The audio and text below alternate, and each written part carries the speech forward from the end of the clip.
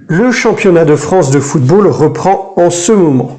En effet, celui de Ligue 2 a déjà repris, alors que pour celui de Ligue 1, c'est ce week-end. Qui succédera au LOSC en Ligue 1 cette année? Nous le saurons que dans quelques mois. Mais aujourd'hui, c'est un retour sur l'histoire que je vous propose. Le championnat repart et moi, je vous propose de vous emmener plusieurs années en arrière pour vous présenter l'histoire de ce championnat de France. Son évolution tout au long des années jusqu'à son sponsoring avec Uber Eats. Le palmarès en quelques mots et aussi quelques statistiques comme point de repère. Mais comme toujours les amis, avant de démarrer, on s'abonne, ça fait plaisir. On active les notifications pour être alerté de la sortie de chacune de mes vidéos, une vidéo qui sort tous les week-ends. Et vous pouvez également me suivre sur mon Instagram pour avoir du contenu régulier sur l'actualité du foot et connaître en avance le thème de la sortie de chacune des vidéos.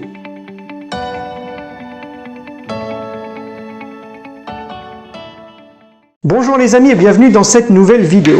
Alors vous avez peut-être hâte de reprendre les échéances du championnat, de revivre les affiches OL Monaco, les rivalités OM PSG ou même les derbies Lens-Lille par exemple. Eh bien vous allez pouvoir comprendre ici ce qui a amené à tout cela. Allez, installez-vous confortablement, on y va.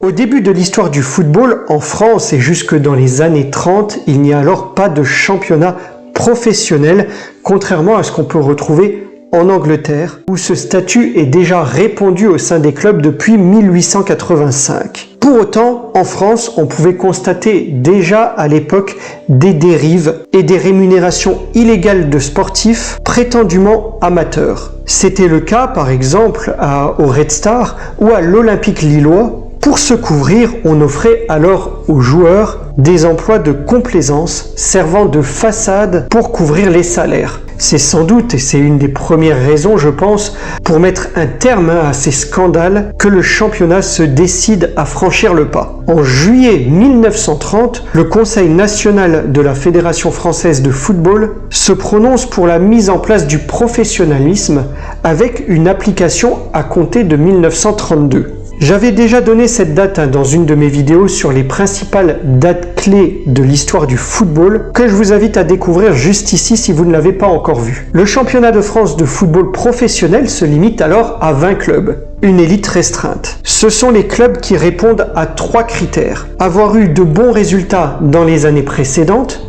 avoir suffisamment de recettes au guichet pour couvrir les dépenses et recruter au moins 8 joueurs sous contrat pro. Les clubs sont au départ assez partagés et certains refusent ce statut, refusent d'accéder à ce statut, comme par exemple Roubaix, Amiens ou encore le Stade Français. Pour d'autres, comme pour le Racing Paris ou Rennes, il faut trouver des subtilités en interne pour arriver à un accord. Un an plus tard, une division 2 est mise en place et quelques réticents de l'année précédente se jettent également finalement à l'eau.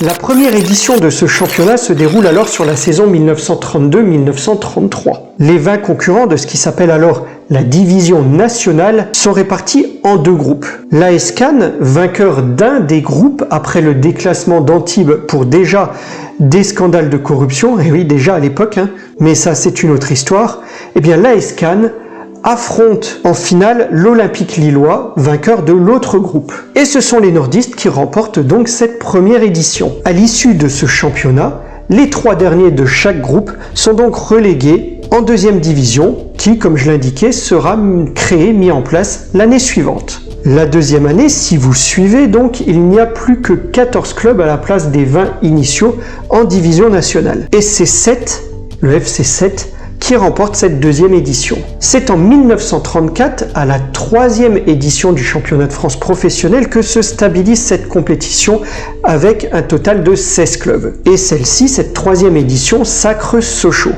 Les éditions se succèdent, tout comme les vainqueurs, et c'est 7 en 1939 qui est le premier club à remporter pour la seconde fois ce championnat de France. Mais la Seconde Guerre mondiale se pointe et met un coup de frein aux progrès qui ont été initiés durant les 10 dernières années.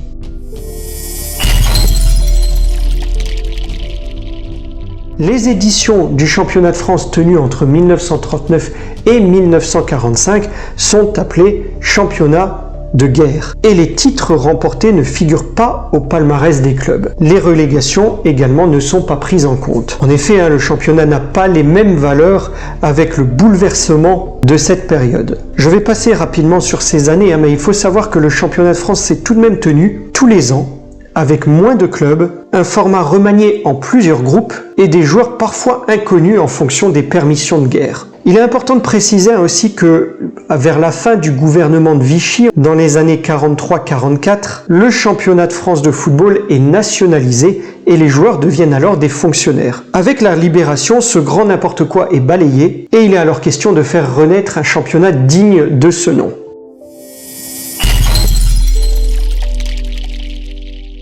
Certains clubs ont fusionné durant la guerre et cette période a fait pas mal de tort au monde entier, c'est certain, mais au football aussi puisque c'est le sujet ici. Des places se libèrent donc en plus et le championnat passe de 16 à 18 clubs. Et c'est Lille qui remporte la première édition d'après-guerre en 1946, suivi les années suivantes par Roubaix-Tourcoing, le Stade de Reims, l'OM, les Girondins de Bordeaux, l'OGC Nice, bref une pléthore de champions au fil des ans. C'est en 1952 que se pointe la véritable première équipe solide et vedette d'ailleurs du championnat de France. Elle est incarnée par le Stade de Reims qui développe le jeu à la rémoise, offensif, technique, rapide, qui s'oppose à l'époque au jeu plutôt physique de l'ensemble des clubs. C'est ce club, l'étendard du foot français d'ailleurs à l'étranger dans les coupes continentales. Au début des années 60, ce sont les Stéphanois, le club de Saint-Étienne, qui remplacent le Stade de Reims dans le cœur des Français et dans les résultats. Malgré une belle opposition proposée par Nantes, cette domination en France durera pendant 20 ans. Succéderont les années bordelaises, puis marseillaises, entre 1983 et 1993. Puis une grande alternance entre 93 et 2001. Les années 2000, si vous vous en souvenez, sont-elles marquées par l'épopée lyonnaise, avant d'embrayer à partir de 2008 sur quelques années d'alternance encore jusqu'en 2012, date à laquelle nous voyons apparaître la suprématie du Paris Saint-Germain.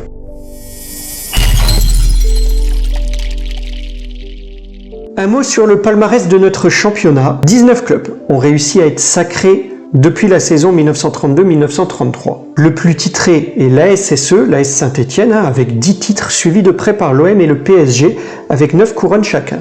Je vous mets ici le palmarès complet et vous pouvez aussi retrouver la division dans laquelle le club évolue de nos jours. Quelques statistiques également, la meilleure affluence a été de 78 056 personnes lors d'une opposition entre Lille et Lyon au Stade de France, alors que le Stade de Lille était alors en rénovation. C'était en 2009. Le record de buts a été réalisé dans la saison 1948-1949 avec une moyenne de buts de 3,71 buts par match. C'est l'OM qui a disputé le plus grand nombre de saisons en Ligue 1 avec 70. Et le PSG est le plus constant à ce niveau avec 47 saisons de suite en Ligue 1. C'est eux aussi qui ont récolté le plus de points en une saison, 96, et c'était en 2015-2016. Nantes est le club qui détient le record d'invincibilité sur une saison, la saison 94-95 avec 32 matchs. La plus large victoire est à inscrire au palmarès de Sochaux, qui l'emporte contre Valenciennes en 1935 sur le score fleuve de 12 buts à 1. Au niveau individuel maintenant, c'est Michael Landreau qui a effectué le plus de matchs en Ligue 1, 618 matchs, c'est pas rien. Et le meilleur buteur de notre championnat de France est Delio Onis, l'Argentin, avec 299 buts. Giroud, quant à lui, est l'entraîneur ayant dirigé le plus de matchs, 894. C'est presque toute une vie pour lui. Voilà les amis, je pourrais faire une suite de cette vidéo si vous le souhaitez, sur l'organisation du championnat, ses symboles, l'aspect socio-économique, l'introduction du naming, les supporters, bref.